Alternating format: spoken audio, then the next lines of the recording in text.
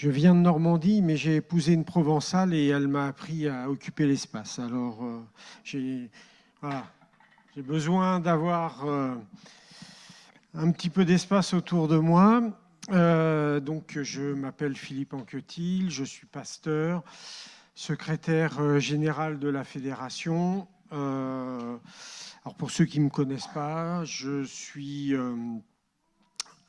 papa de 3 enfants, grand-père de 4 petits-enfants et vous avez peu de temps pour faire connaissance avec moi parce que je pars très très bientôt à la retraite. Donc voilà, c'est mes derniers mois avant de laisser la place aux plus jeunes et je vous en parlerai cet après-midi justement au niveau des infos de la fédération, des défis que nous rencontrons, aussi bien au niveau de la fédération qu'au niveau des églises locales. Je vous donnerai quelques nouvelles de notre territoire et vous verrez qu'il y a de belles choses, mais il y a aussi des choses plus complexes et des défis à relever. Si je peux avoir juste, et je remercie. Alors, des fois, on nous reproche un petit peu, merci beaucoup, de ne pas prêcher suffisamment sur des sujets adventistes. Alors ce matin, je me suis dit, pourquoi pas et donc du coup, je vous pose la question, à votre avis, quelle est la thématique qui est le plus utilisée, qui revient le plus souvent dans les écrits d'Ellen White? Donc là, Ellen White, c'est bien adventiste, hein, on est d'accord? Le retour de Jésus. Alors c'est vrai que c'est un sujet qu'elle aborde très très souvent, mais ce n'est pas celui qui est le plus récurrent. Tout ce qui tourne autour de l'éducation, c'est ça? Alors c'est pareil, elle parle beaucoup de l'éducation, de la transmission, ça fait partie vraiment de ses préoccupations, mais ce n'est pas le sujet qui revient le plus souvent. La réforme alimentaire. Alors ça fait partie d'un de ses dadas, c'est vrai, mais ce n'est pas non plus le sujet le plus récurrent, en tout cas ce qui revient le plus souvent dans ses écrits. Le sabbat. Ah, ça c'est cher aux adventistes. Eh bien non. Elle en parle, mais pas tant que ça finalement.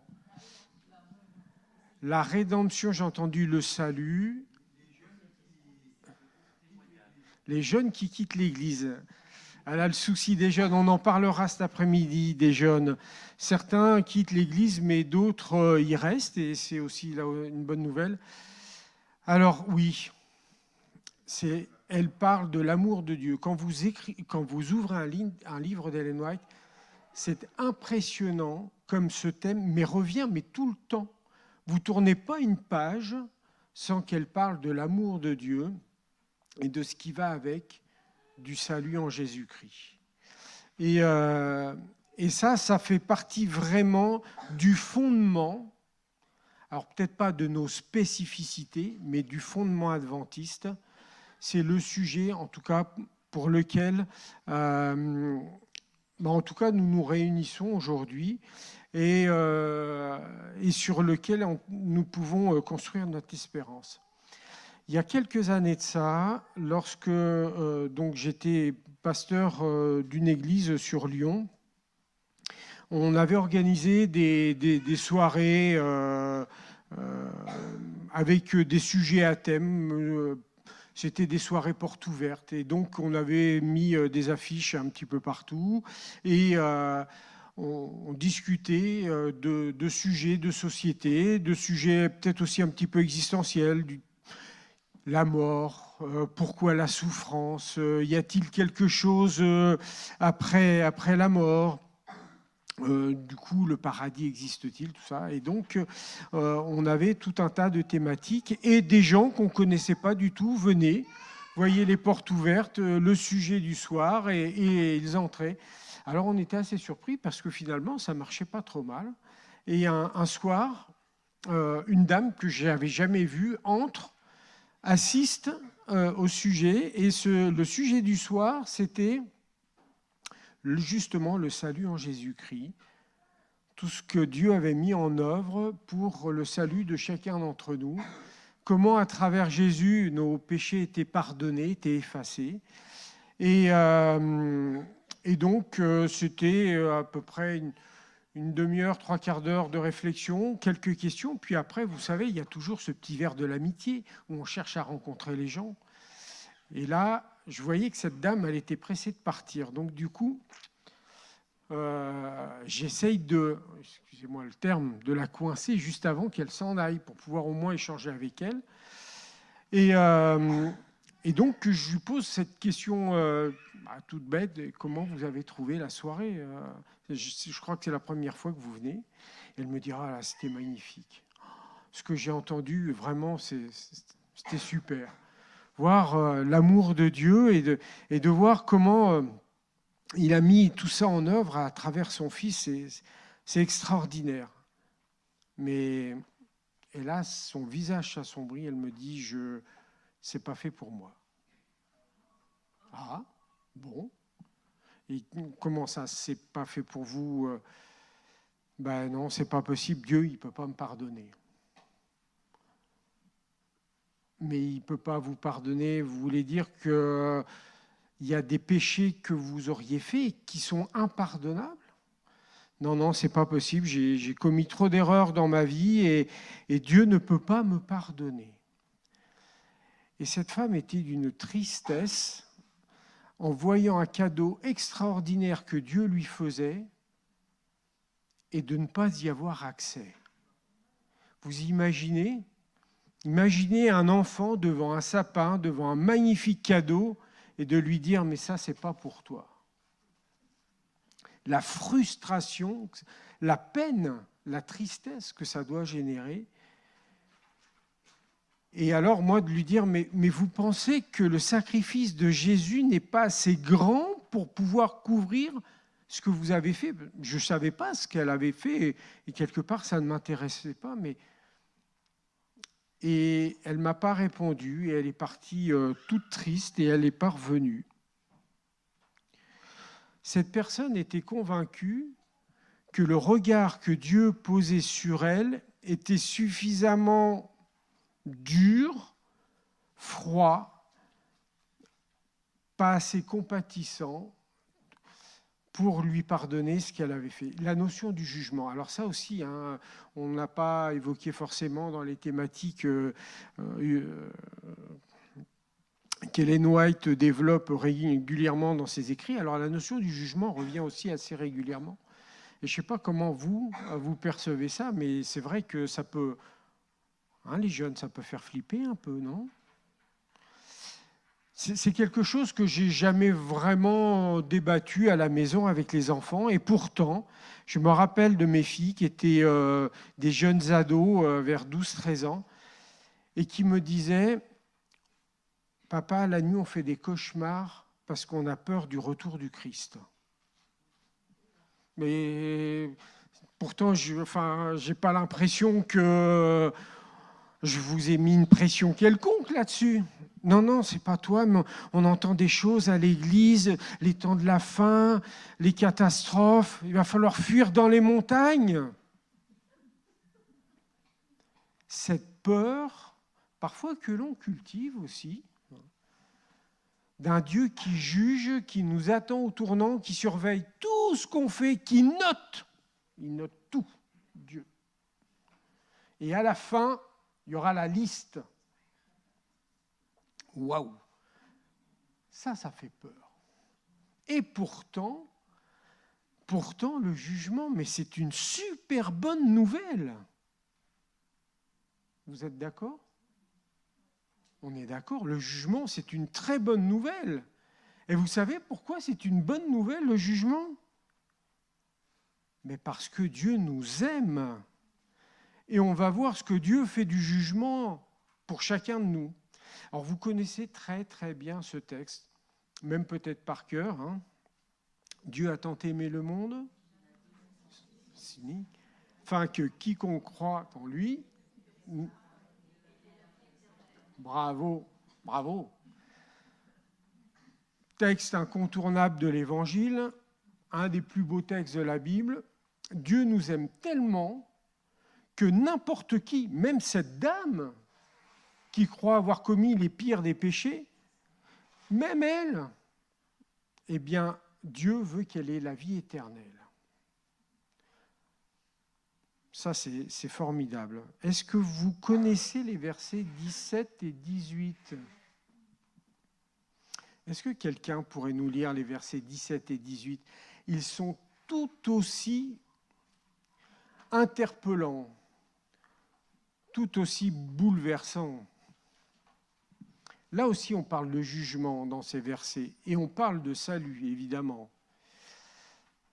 Et vous allez voir ce qui se passe pour ceux qui croient. Est-ce que quelqu'un veut bien... Oui, versets 17 et 18. Merci.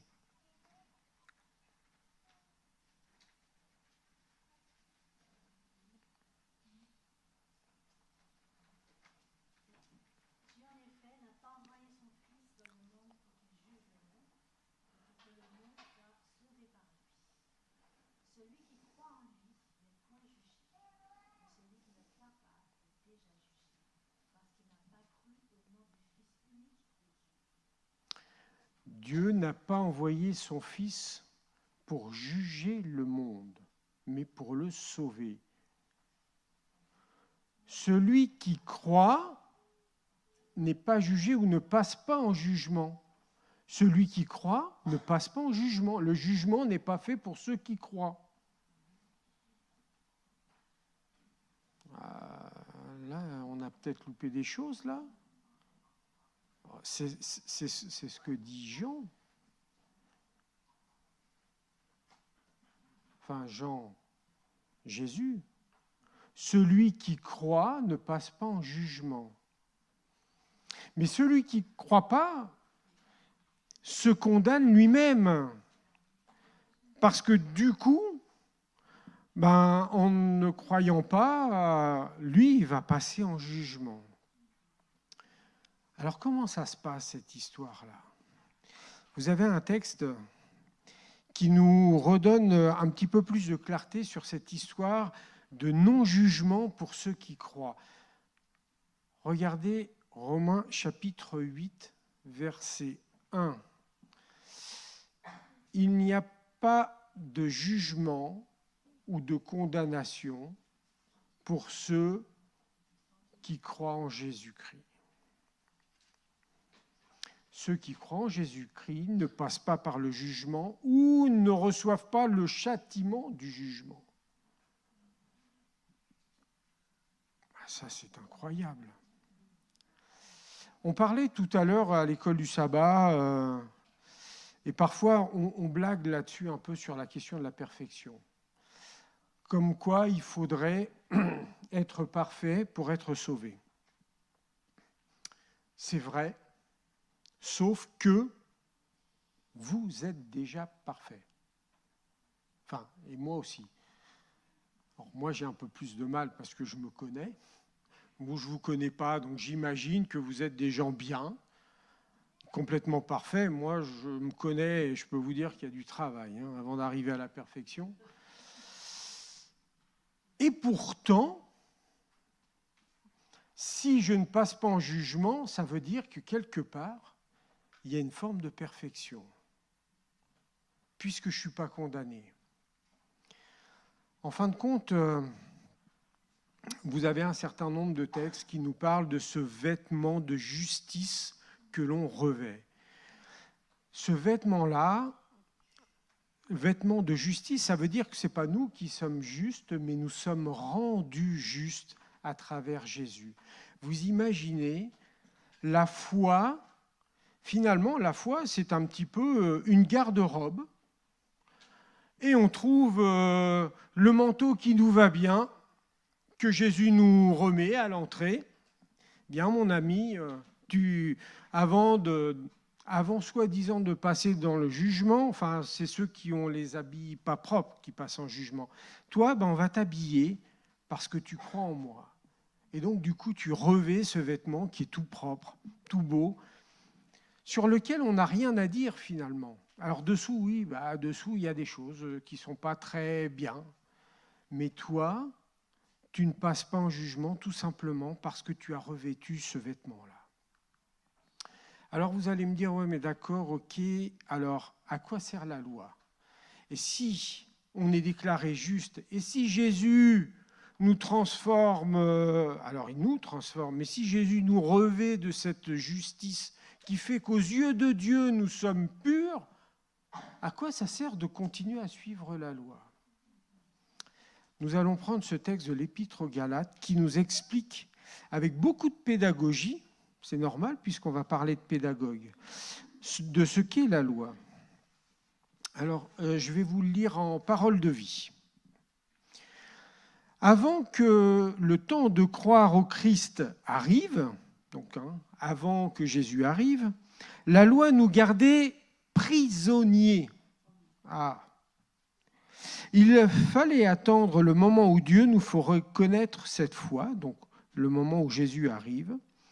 La loi a été notre surveillant jusqu'à l'arrivée du Christ pour que nous soyons rendus justes par la foi. Maintenant, le temps de croire au Christ est arrivé, donc nous ne dépendons plus de ce surveillant.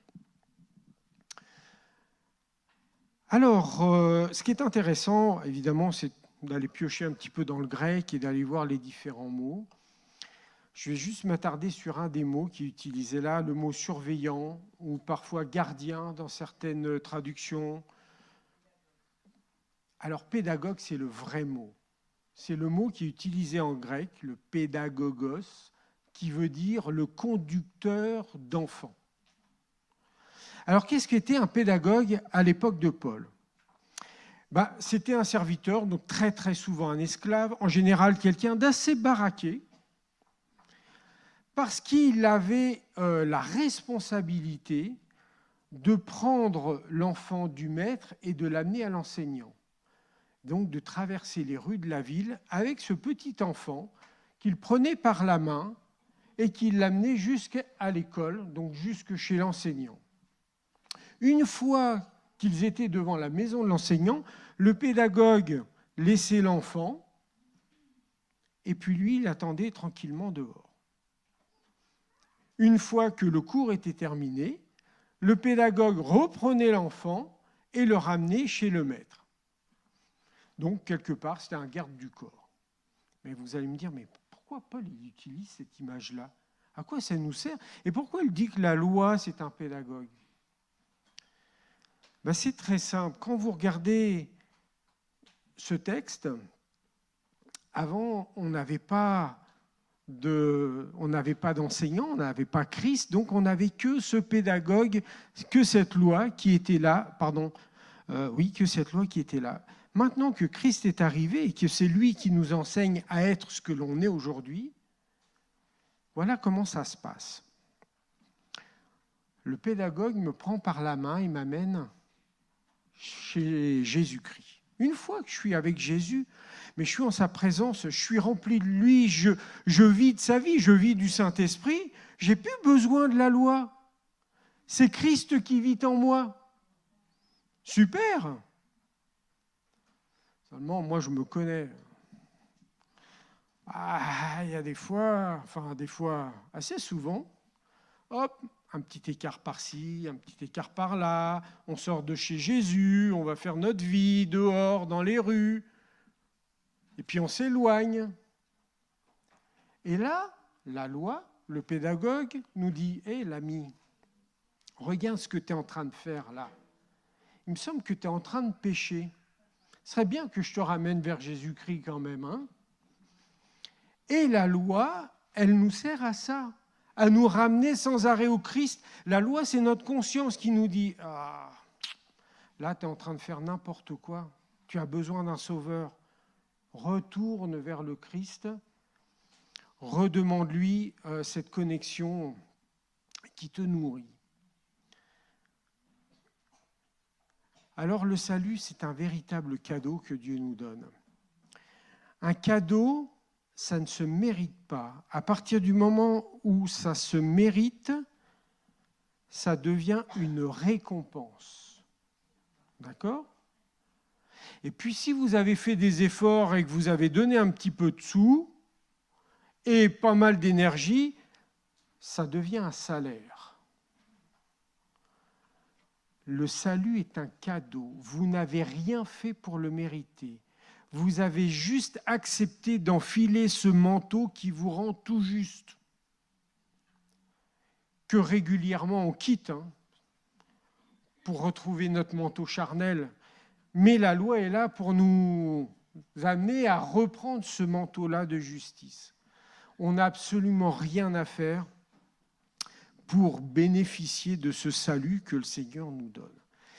Je voudrais vous raconter une histoire qui s'est passée pendant un camp où j'ai été témoin de quelque chose que je n'avais jamais vu. Je vous raconterai peut-être en quelques mots rapidement mon parcours et ma vie cet après-midi. Avant d'être pasteur, j'ai eu une vie professionnelle et j'ai eu une entreprise. J'étais entrepreneur de travaux forestiers, donc la forêt, c'était vraiment mon domaine. J'ai vécu de ce métier pendant quelques années et c'était vraiment un environnement vraiment magnifique pour pouvoir justement exercer sa profession. Et donc, quand je me balade dans une forêt, c'est inévitable. Vous avez l'œil, oui, excusez-moi, mais l'œil du pro qui est là, qui dit tiens, cet arbre-là, il n'est pas peut-être forcément bien à sa place. Celui-là, il va donner d'autres arbres. Lui, il est fourchu, il va redonner des arbres fourchus. Ah, quelle belle forêt qui qui a bien construit son écosystème, etc. Et donc, dans ce camp, en tout cas à chaque camp, on avait une période de 2-3 jours où on faisait un bivouac. Et avec les jeunes, on quittait notre camp de base, on partait avec les sacs à dos, les bâches, on dormait à la belle étoile, et on allait bivouaquer dans des coins sympas. Et là, on était dans une forêt de hêtres, comme ces beaux arbres qui sont là. Et donc, les animateurs commencent à installer le bivouac. Les jeunes allaient arriver dans quelques heures. En plus, ils annonçaient de la pluie. Donc, il fallait tendre les cordes, mettre les bâches pour pouvoir passer notre nuit à peu près au sec. Et puis évidemment, mon œil parcourt la forêt. Et à ce moment-là, je vois quelque chose. Tiens, il y a un truc qui cloche, là. Ah, c'est pas normal. Wow. Il doit y avoir une explication. Et je m'approche. Et plus je m'approche, moins j'ai l'explication. J'ai la chair de poule sur les bras parce que je suis en train de voir un véritable miracle. Quelque chose que je n'avais jamais vu dans ma vie de forestier. Vous avez déjà vu, vous, un arbre qui est coupé, qui continue à vivre à 2 mètres de hauteur? Ben oui, c'est un peu incompréhensible. Alors, je m'approche et l'arbre était encore tout vert. Et puis, entre son tronc à lui et la souche en bas, il y avait au moins 2 mètres, 2,50 m.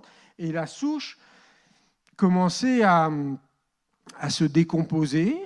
Le tronc en haut avait un beau bourrelet cicatriciel, donc ça faisait au moins 2 ans que cet arbre avait été coupé. Et là, je ne comprends pas. Et je fais le tour. Alors, il y a d'autres arbres autour, évidemment. Mais comment cet arbre peut-il arriver à vivre? Et alors, il m'a fallu du temps, je vous assure, il m'a fallu du temps pour voir que ce hêtre qui avait à peu près 25-30 cm de diamètre, c'était déjà un bel arbre, eh bien, était à côté d'un hêtre, lui, beaucoup plus gros, qui ressemblait un petit peu à cela.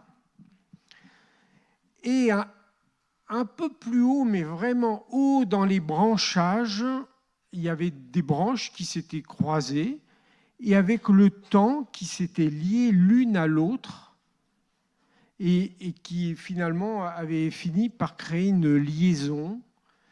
Et cet arbre plus petit était lié au gros arbre uniquement par cette petite section. Et c'est le gros arbre qui alimentait le petit à travers cette petite connexion. Et l'arbre, je dis plus petit, mais qui était quand même assez conséquent, était complètement vert et arrivait à tirer l'intégralité de ses besoins et de sa nourriture à travers justement ce que lui donnait son collègue à côté. Alors, imaginez que la médite du soir avec les jeunes était toute trouvée, parce que ça reflétait vraiment une belle image de l'Évangile. Un Christ qui nous appelle à nous éloigner un petit peu de nos racines humaines, de ce qui fait de nous des hommes pécheurs, à nous élever, à devenir quelqu'un d'autre, mais à continuer à vivre, et à continuer à vivre à travers lui, à travers ce qu'il nous donne. Voilà, ça c'est le message de l'Évangile. C'est ce que je voulais partager avec vous, cette possibilité de continuer à vivre avec une connexion avec le Christ, même parfois petite. Ça nous permet en tout cas de continuer de grandir, d'être ce que nous sommes, et surtout d'avoir cette conviction que Jésus me sauve. Aujourd'hui, je suis sauvé, non pas grâce à moi, grâce à mes efforts, grâce à la belle personne que je suis, non, pas grâce à ça. Grâce au Christ qui me donne, qui m'offre, qui me donne en cadeau ce salut, parce qu'il est mort sur cette croix il y a plus de 2000 ans. Et ça, c'est une véritable bonne nouvelle à partager autour de nous. Amen.